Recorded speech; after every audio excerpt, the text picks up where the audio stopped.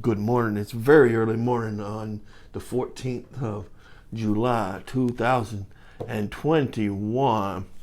And what I got on the table right now is For Omaha 1944. Is a solitaire World War II roll and write game designed by Noah Patterson. Before I get into this, I want to talk about some of the, go on a little mini rant. Look here. You see the cockeyedness of that book? I've tried to flatten it out. When I got this was fulfilled by Amazon, by the way, so no fault to the designer or the design company. It's an Amazon theme, obviously. And this is where I'm going to go on a mini rant. You know, a few years back when I first started getting into Amazon Prime, they used to send stuff like this, softcover book, and it would have been a little bit of almost a box, right? Sort of a sleeve, a cardboard sleeve. Now, in the last year or two, maybe, they've been sending stuff like this in that plastic envelope, if you will.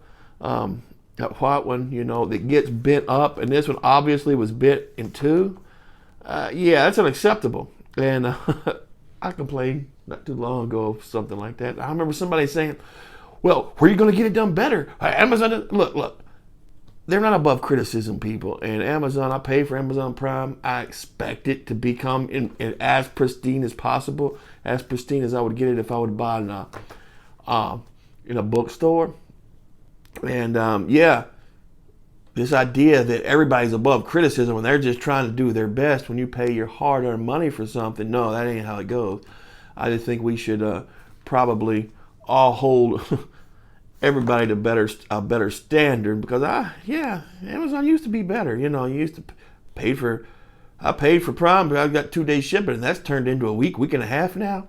So as things goes on, as things get bigger, and as things expand their scope, obviously quality control issues, and that's one that I seen and was just totally upset about. And this comes in a hardback too. I should have got the hardback, but I trusted that it would come to me in a good way. But that's just my rant on Amazon. Not even on Amazon, just on anything. People nowadays have this kind of idea. Some people, not everybody, some people, that if you criticize anything, then you must be, you know, I don't know, you must not want it or something. It's just the same type of criticism where they tell you have to vote for somebody evil because the other guy's evil too. You know, no, we should all stick to a better standard in everything we do, and so that's all I'm doing. That's all I'm ranting about here is about it's okay to criticize a huge company. So that's it. All right. So what I got here, For Omaha, 1944. We already read that solitaire World War II roll and write designed by Noah Patterson, and the company's Micro RPG. I like a lot of Noah Patterson stuff. He had one-page bulge, or was it one-page World War II? One page, but it was one-page Ardennes. That was what it was called. And I've played a lot of his other things.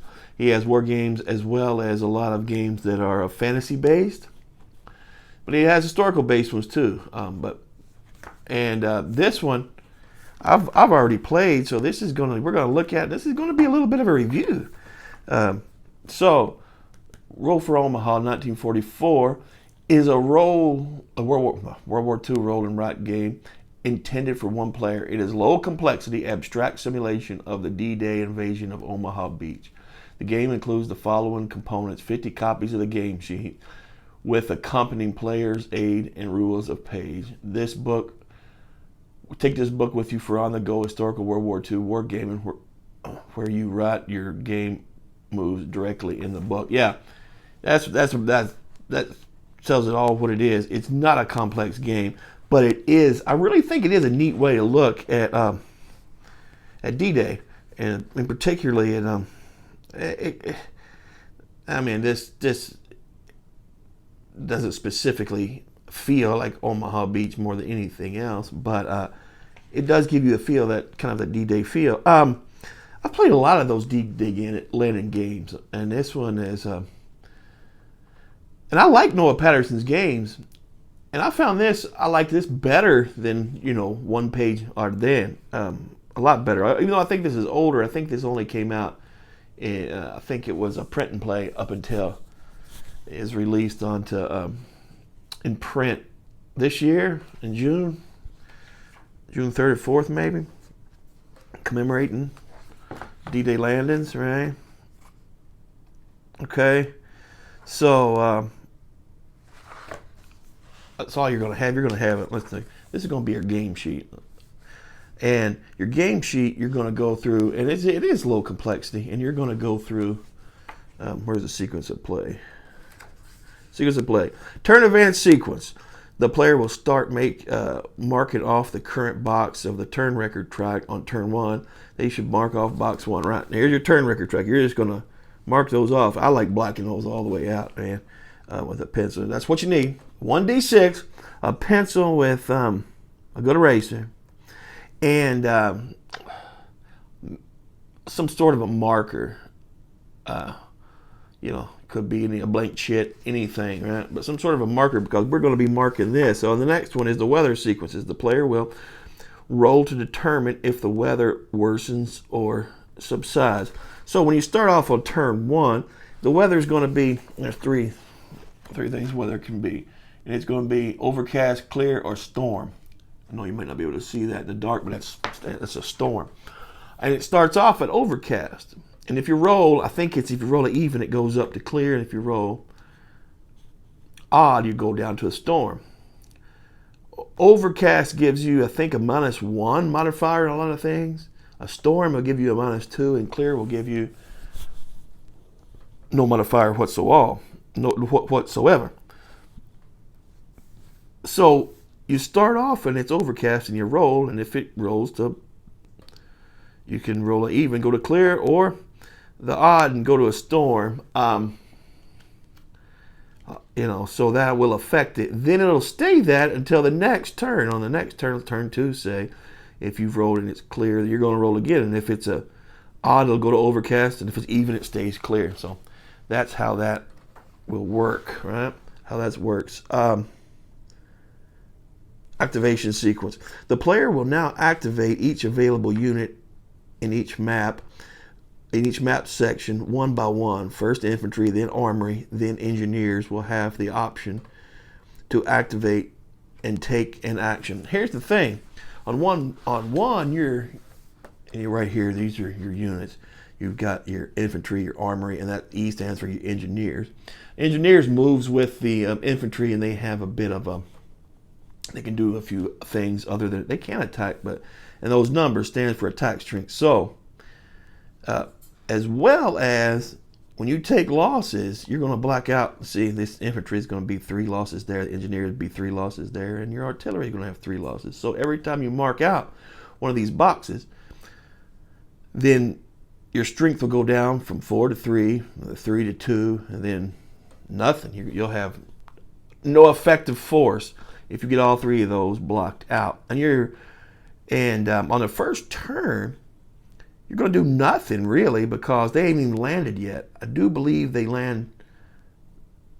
Is it turn 1 they land or turn 2? I believe it's turn 1. But you will have a chance for some air support. Here's the problem.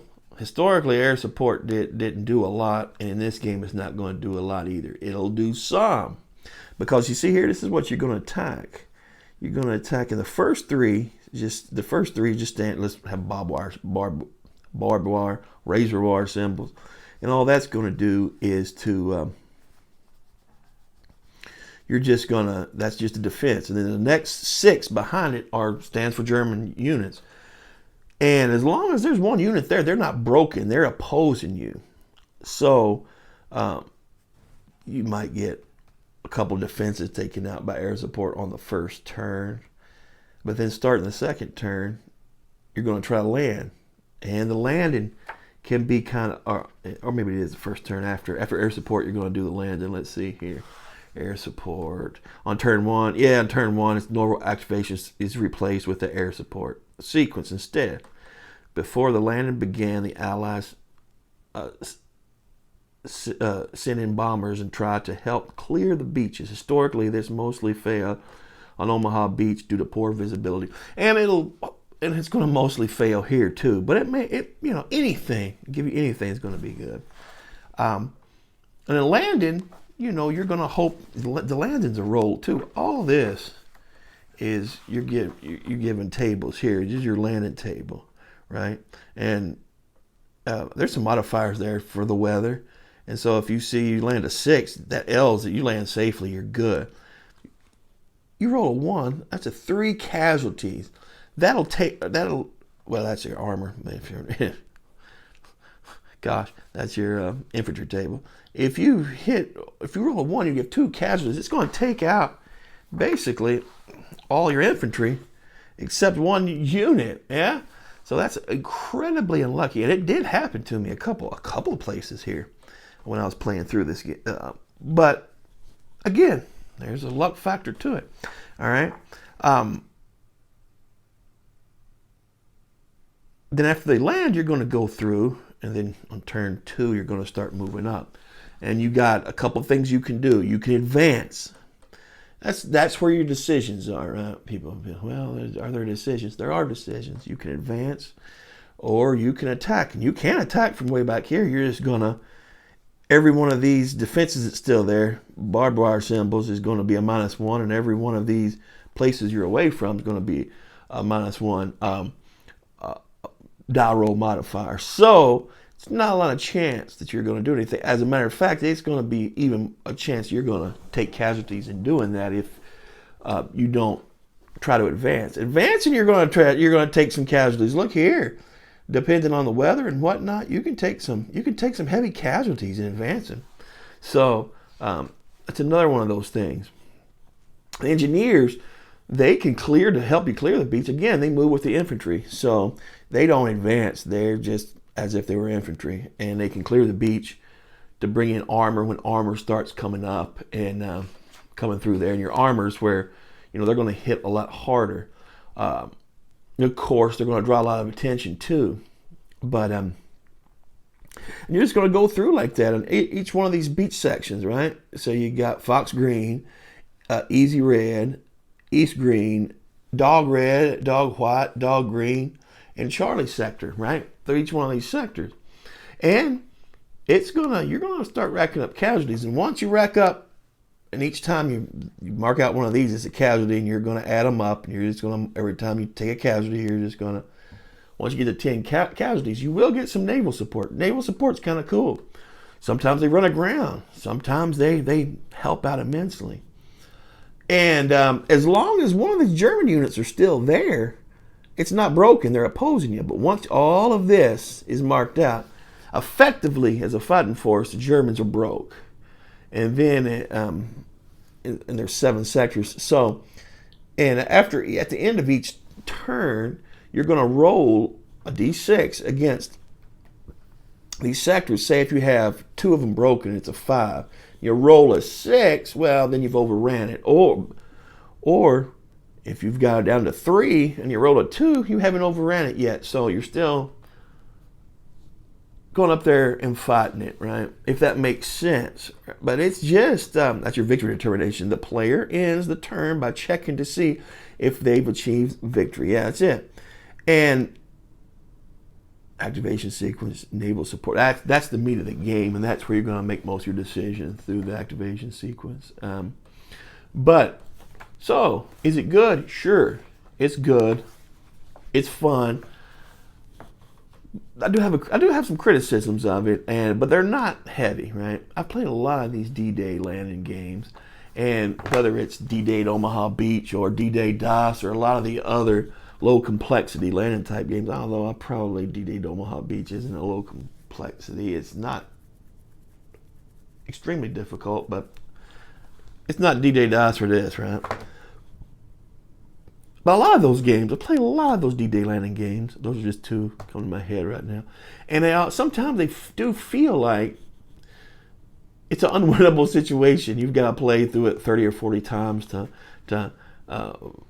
get a victory. This, not so much. It's almost historical in the sense that you take a lot of casualties. It's going to be a meat grinder for you.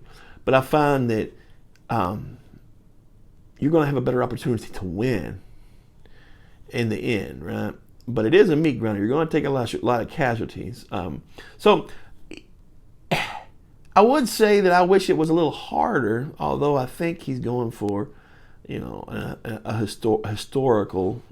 We've took this beach. We put these people. Could it have failed? Sure, but there's a lot of eggs in that basket. That a lot of things would have had to go wrong for it to completely fail. And I think that's where we're coming at here. But other than that, it's a good game. It's something that, because of the die rolls, there's going to be a lot of variation. I think you can play it several times. I'm going to play it more. I played that World War II one-page Ardennes. I played it a little bit, but once I stopped, I didn't really go back to it. This, I can see going back to it more. I like this better, I do believe.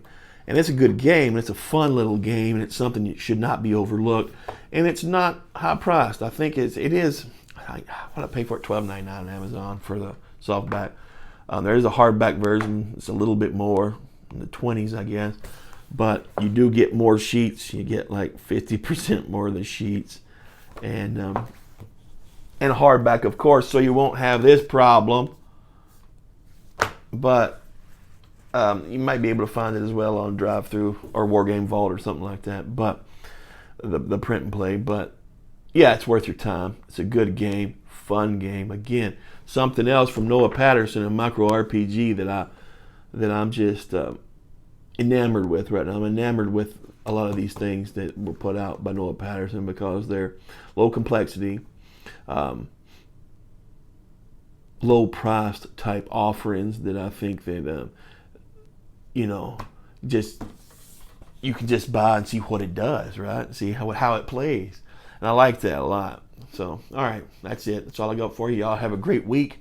I've had an incredibly busy week. It's going to be more It's going to be more yeah, busier, more busy. Whatever, however you want to say it.